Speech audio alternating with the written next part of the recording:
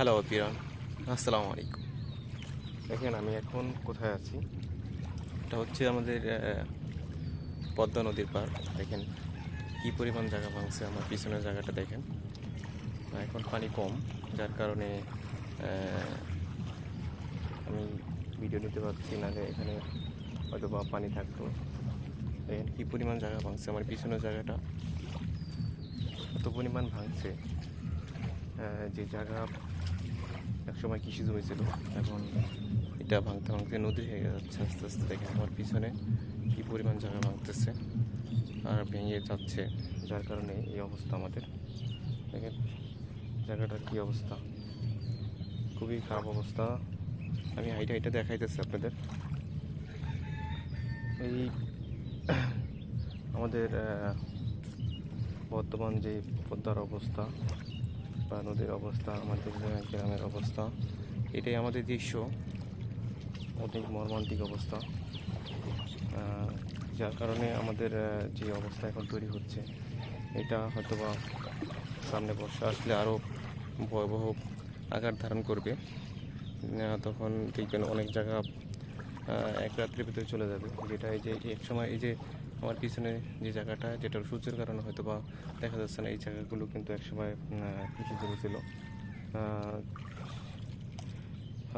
সেগুলো গত বছর আমাদের এক রাতে ভেঙে যাওয়ার কারণে এই অবস্থা হয়েছে। আর পিছনে দেখেন এই যে নিচে দেখেন কী পরিমাণ জায়গা ভেঙে মাটিগুলো পড়ছে। দেখেন খুবই ভয়াবহ অবস্থা আমাদের। জানি না সামনে কি হবে।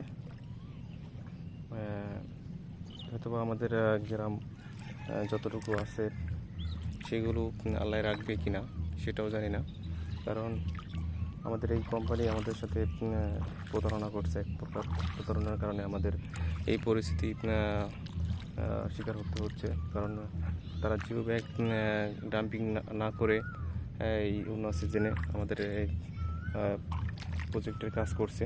যে প্রজেক্টের ব্লকগুলো আমাদের এখানকার না, আমাদের এলাকার মানুষকে বোঝানো হয়েছে যে এটা আমাদের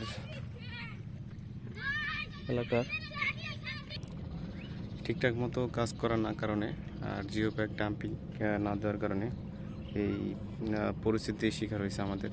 সামনে জানি না কী হবে। আর সামনের দিনগুলো আমাদের জন্য বর্ষার সময় হয়তো ভয়ঙ্কর দিন অপেক্ষা করতেছে। সবাই আমার জন্য দোয়া করবেন, আমাদের এই এলাকার জন্য দোয়া করবেন, যেন আমাদের এলাকাটা আল্লাহ রাখে আর সামনের কাজগুলো যেন ঠিক মতন হয়। তো আজকের ভিডিও পর্যন্ত, সবাই ভালো থাকবেন, সুস্থ থাকবেন। আসসালামু আলাইকুম।